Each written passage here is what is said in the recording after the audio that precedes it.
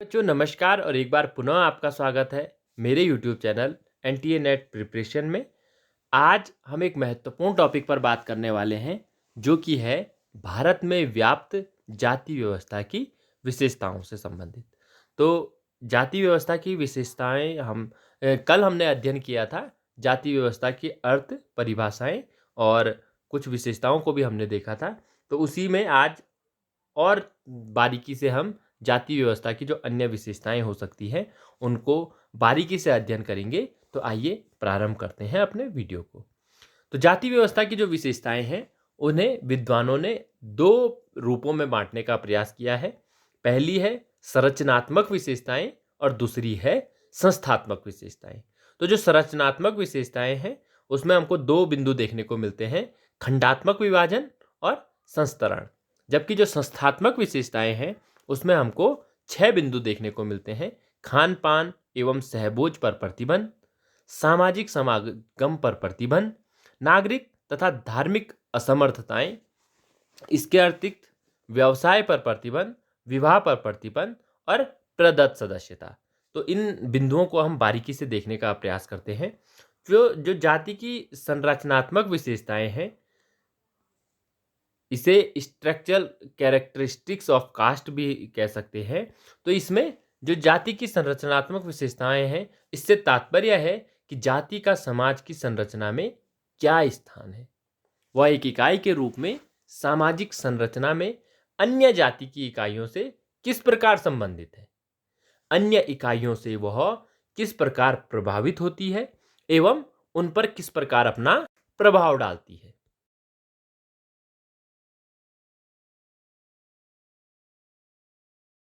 समाज की संरचना का प्रतिमान कैसे बनाती है।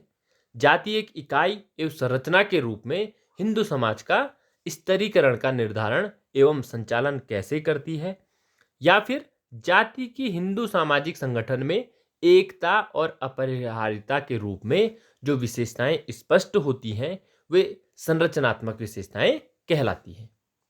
जाति की जो संरचनात्मक विशेषताएं हैं मुख्य रूप से मैंने बताया था आपको दो हैं, हिंदू समाज का खंडात्मक विभाजन एवं हिंदू समाज का संस्तरण। तो पहले हम खंडात्मक विभाजन को देख लेते हैं। जो गुर्ये महोदय हुए हैं जिन्होंने जाति पर बहुत अधिक कार्य किया है, उन्होंने जाति व्यवस्था की प्रथम विशेषता हिंदू समाज को अनेक खंडों में विभाजित करना बताया है। जो हिंदू समाज है वो कई खंडों में विभाजित है। प्रत्येक खंड एक जाति अथवा उपजाति कहलाता है। न केवल जाति बल्कि जातियों में भी हमको उपजाति देखने को मिलती है। प्रत्येक खंड में सदस्यों की सामाजिक स्थिति, उनके उत्तरदायित्व व कार्य जाति द्वारा पूर्व निश्चित होते हैं। एक जाति के सदस्य अपनी जाति के प्रति उत्तरदायी होते हैं।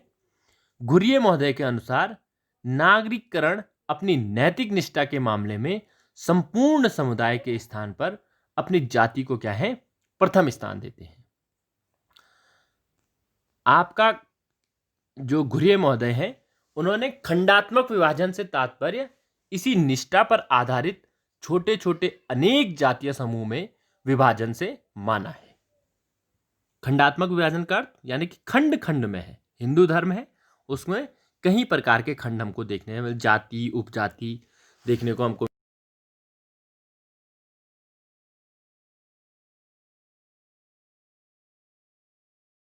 कहते हैं। प्रशासनिक संस्था जाति पंचायत का कार्य अपनी जाति के सदस्यों के व्यवहारों पर नियंत्रण रखना होता है। नियमों की अवहेलना करने पर जाति पंचायत क्या है, उन्हें दंडित करती है। जिन अपराधों पर यह निर्णय देती है उन्हें मुख्य रूप से निषिद्ध खानपान या पारस्परिक व्यवहार का उल्लंघन और ऋण चुकाना होता है। गुर्ये ने निष्कर्ष प्रस्तुत करते हुए लिखा है कि जातियां छोटी तथा अपने आप में समुची सामाजिक दुनियाएं होती हैं और विशाल समुदाय में सम्मिलित रहते हुए भी एक दूसरे से भिन्न होती हैं। इन विभिन्न खंडों व जातियों में उच्चता व निम्नता मिलती है जो इनकी क्या है, एक और विशेषता है। अब हम संस्तरण की बात करें या हायरार्की की बात करें तो भारतवर्ष में अनेक जातियां हैं परंतु किन्हीं भी दो जातियों की परिस्थिति समाज में क्या है, समान नहीं है। मैंने आपको बताया था कि ऊंचा और नीचे का जो स्तर है उसी को संस्तरण कहते हैं। समाज में विभिन्न खंडों, जातियों, वर्णों और वर्गों की उच्चता व निम्नता के आधार पर आरोही अथवा अवरोही क्रमबद्धता को स्तंत्रण कहते हैं। जाति की उच्चता व निम्नता का निर्धारण संबंधित समाज में उसकी धार्मिक प्रतिष्ठा, व्यवसाय, खान पान, पवित्रता या अपवित्रता आदि से होता है तथा वह परंपरागत होती है। व्यक्ति जिस जाति या खंड में जन्म लेता है उसकी सदस्यता जीवन पर्यंत क्या है, उसी जाति की सदस्यता रहती है।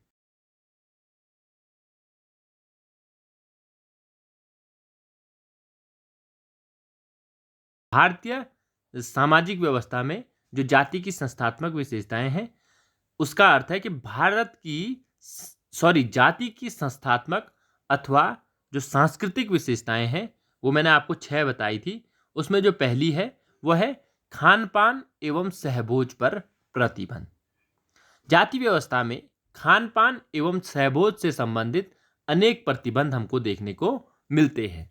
इन प्रतिबंधों के द्वारा निश्चित किया जाता है कि एक विशिष्ट जाति का व्यक्ति क्या खा सकता है, किन किन जातियों को कौन सा भोजन खिला सकता है तथा उसके हाथ का खा सकता है या नहीं खा सकता है। इस संबंध में E.A.H. ब्लंट ने अपनी पुस्तक सोशल सर्विस इन इंडिया में निम्न निषेधों का उल्लेख किया है। पहला, पंक्ति निषेध। एक जाति के व्यक्ति किन किन जाति के लोगों की पांत में बैठकर, पांत यानी कि एक, जैसे आपने देखा होगा कि अभी भी आपको समाज में देखने को मिलता होगा जब बारात या शादी विवाह होते हैं तो उसमें बैठ के जो खाते हैं उसे पंक्ति या पांत कहते हैं। तो पांत में बैठकर भोजन कर सकते हैं और किन किन की पांत में नहीं कर सकते हैं।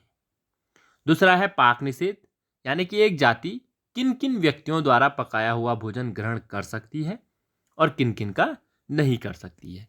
तीसरा है भोजन निषेध, एक जाति के व्यक्ति को भोजन करते समय किन किन संस्कारों का पालन करना चाहिए। 18 संस्कार हिंदू धर्म ग्रंथों के अनुसार माने गए हैं।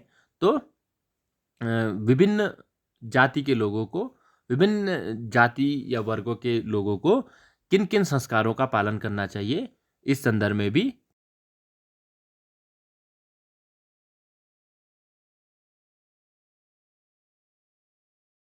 हाथ का पानी पीना चाहिए और किसके हाथ का पानी नहीं पीना चाहिए।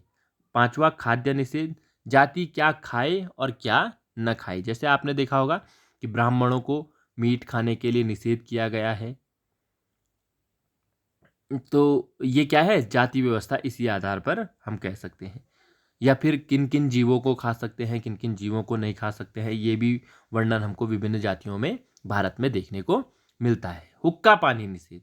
हुक्का पानी का अर्थ होता है यही खाना पीना, सब इसे हुक्का पानी कहा जाता है। जिसका हुक्का पानी पीना है और किसके पास बैठकर पीना है। हुक्का यानी कि अब आपको प्रचलन में कम देखने को मिलता होगा, पर पहले लोग हुक्का पिया करते थे। आप बीड़ी सिगरेट की तरह ही पहले हुक्का पिया करते थे। तो एक स्थान पर हुक्का रख दिया जाता था, उस पर एक लंबी सी पाइप होती थी। उस पाइप को बारी बारी से चारों ओर से लोग क्या है एक एक करके लेते थे और पीते थे, तो उसे हुक्का बोलते थे। या फिर पानी, तो हुक्का आप नेट में सर्च कर सकते हैं कि किस प्रकार का हुक्का होता है, अगर आप हुक्के के बारे में नहीं जानते हैं। उसके बाद है पात्र निषेध। खाने पीने व भोजन पकाने के लिए किस प्रकार के बर्तन व्यवहार में होने चाहिए, यानी कि किन बर्तनों में वो भोजन कर सकते हैं और किन बर्तनों में नहीं। इसके पश्चात जो प्रोफेसर घुरिये महोदय हैं, उन्होंने लिखा है कि समस्त भोजन कच्चा तथा पक्का 2 वर्गों में विभाजित है। यानी कि किस भोजन को कच्चा खाना चाहिए और किस भोजन को पका कर खाना चाहिए। जल द्वारा बना भोजन कच्चा तथा घी या तेल द्वारा बना भोजन पक्का कहलाता है। अब आप समझ गए होंगे। घुरिये ने इस निषेध को निम्न रूपों में प्रस्तुत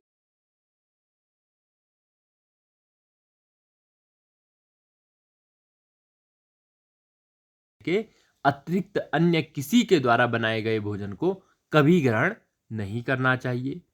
सामान्यतः अधिकतर जातियों को ब्राह्मण के हाथों से कच्चा भोजन ग्रहण करने से आपत्ति नहीं होती है। कच्चा भोजन यानी कि पानी में पकाया हुआ। ब्राह्मण कच्चा भोजन किसी भी अन्य जाति के सदस्य के हाथ से ग्रहण नहीं कर सकते। ऊंची जाति का व्यक्ति नीची जाति के सदस्य के हाथ से कच्चा भोजन ग्रहण नहीं कर सकता, लेकिन नीची जाति का व्यक्ति ऊंची जाति से कच्चा भोजन ग्रहण कर सकता है। ब्राह्मण पक्का भोजन केवल कुछ ही जातियों के हाथों से ग्रहण कर सकता है। तो ये विभिन्न प्रकार के रोक टोक जाति व्यवस्था में हमको देखने को मिलते हैं। खाद्य पदार्थ दो वर्गों में विभाजित किए गए हैं, शाकाहारी और मांसाहारी। शाकाहारी आप जानते हैं जो कि क्या है, साग सब्जी फल फ्रूट, उनको शाकाहारी कहा जाता है। और मांसाहारी जिसमें मांस यानी कि किसी जीवित जीवन जिसमें है वैसे प्राणी का आहार को मांसाहारी आहार कहा जाता है। ब्राह्मण, वैश्य और कुछ शूद्र वर्ण एवं अस्पृश्य जातियां मांसाहारी होती है। जाति में पात्र से संबंधित निषेध भी कठोर रहे हैं। सोना, चांदी, तांबा, पीतल, लोहा, मिट्टी आदि पात्र क्रम से उच्च पवित्रता से निम्न पवित्रता वाले माने जाते हैं। यानी कि जो उच्च जातियां हैं उन्हें उच्च पवित्र यानी कि सोना, चांदी, तांबा में भोजन करना चाहिए, और जो निम्न जातियां हैं उनको पीतल, लोहा, मिट्टी, ऐसा व्यवस्था हमको भारत में देखने को प्राचीन समय में मिलती थी। उसके बाद दूसरा है सामाजिक समागम पर प्रतिबंध, यानी कि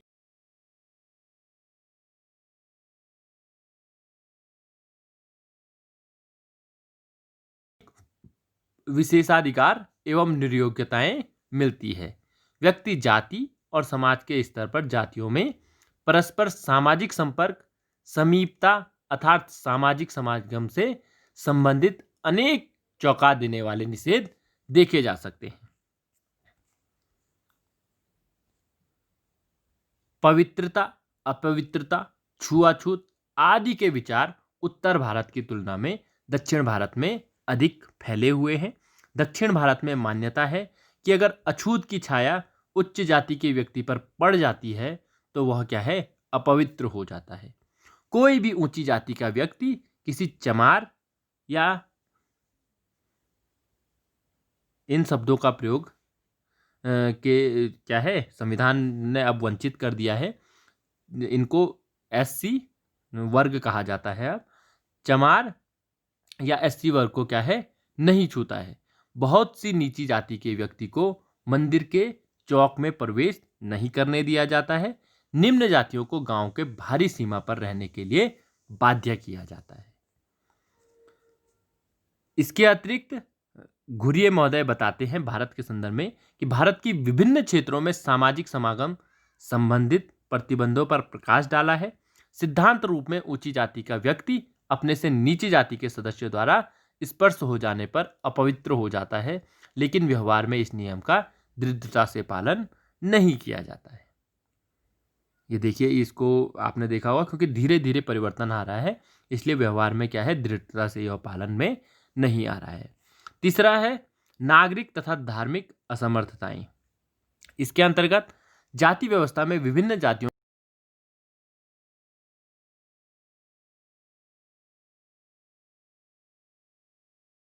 है।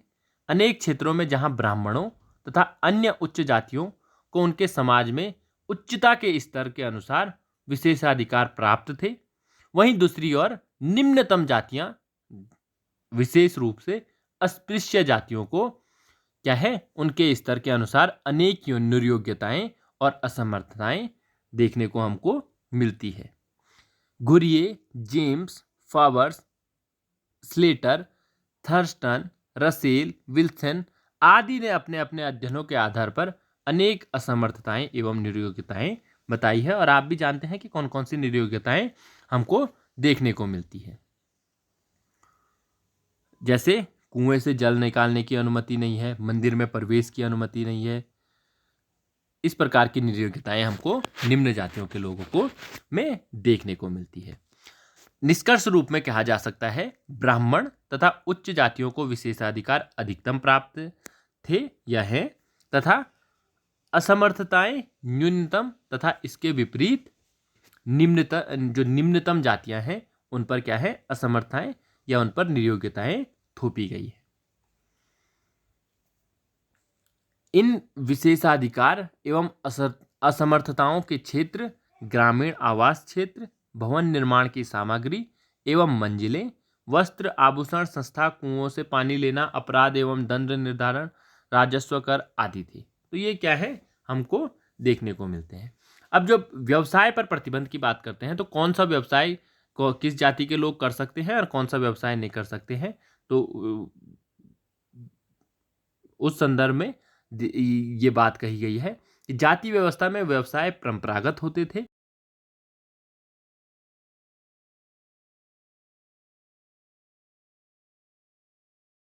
वह बड़ा होने पर उसी जाति का व्यवसाय अपनाता है।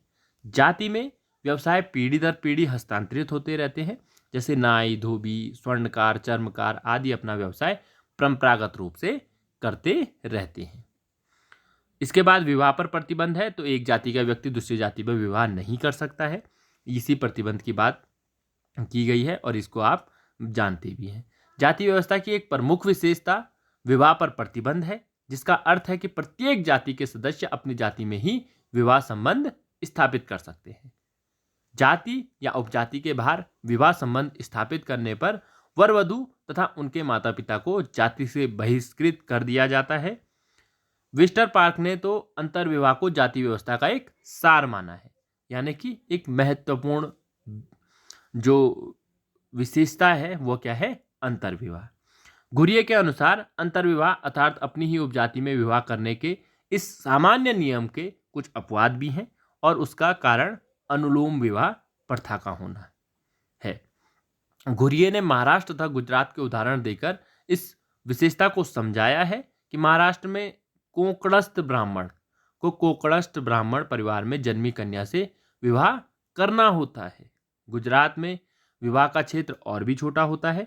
व्यापार करने वाली तो कहीं कहीं हमको अपवाद देखने को भी मिलते हैं। जैसे व्यापार करने वाली बनिया जाति में माली, पोखाल, मोड़ आदि की अनेक शाखाएं होती हैं। जैसे दस्सा, पोरवाल, बिस्सा पोरवाल आदि, इनमें भी सूरत के हस्से सूरत वालों में भी मुंबई के हस्से बम्बई वालों में ही विवाह करते हैं। तो जाति की विशेषता यही है कि विवाह अपने ही जाति के लोगों के भीतर करना होता है। अब इसमें एक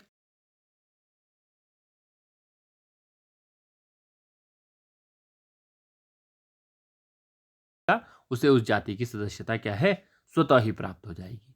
तो जाति की सदस्यता प्रदत्त होती है, अर्थात जो जिस जाति में जन्म लेता है जीवन पर्यंत वह उसी जाति का सदस्य बना रहता है। जाति व्यवस्था में व्यक्ति अपनी सदस्यता व्यक्तिगत गुणों, शिक्षा, बुद्धिमत्ता, कार्यकुशलता, व्यवसाय, ईमानदारी, धर्म आदि के द्वारा परिवर्तित नहीं कर सकते हैं। जाति की सदस्यता को परिवर्तित करना सरल कार्य नहीं है। जाति के नियमों का उल्लंघन करने पर व्यक्ति को जाति की सदस्यता से क्या है, बहिष्कृत कर दिया जाता है तथा उसकी समाज में परिस्थिति गिर जाती है। तो जाति की विशेषताओं को भी हमने समझा और कल से हम जाति को पढ़ रहे हैं। तो अब निष्कर्ष क्या है जाति का, तो ये देखिए, जाति भारतीय हिंदू सामाजिक व्यवस्था की कठोर प्रतिबंधित मानदंडों पर आधारित एक प्रमुख किंतु अत्यंत जटिल संस्था है, जिसे अधिकांशतः एक आदर्श प्रकार के कठोर संस्करणात्मक सामाजिक स्तरीकरण के रूप में प्रस्तुत किया गया है। इसे कई रूप में परिभाषित किया जा सकता है। एक इकाई के रूप में जाति एक बंद शैलीबद्ध परिस्थिति समूह है। तो आपने, अब मुझे लगता है जाति के संदर्भ में आपका कॉन्सेप्ट क्लियर हो चुका होगा और भारत में जाति व्यवस्था किस रूप में व्याप्त है इसको भी आप समझ चुके होंगे। तो इस पे इसके जो दुष्परिणाम है या जो जाति व्यवस्था के प्रकार हैं उसको भी हम देखने का प्रयास करेंगे। आज के लिए फ़िलहाल इतना ही। आप लोगों ने मुझे सुना और मुझसे जुड़े रहने के लिए आप लोगों का बहुत बहुत धन्यवाद।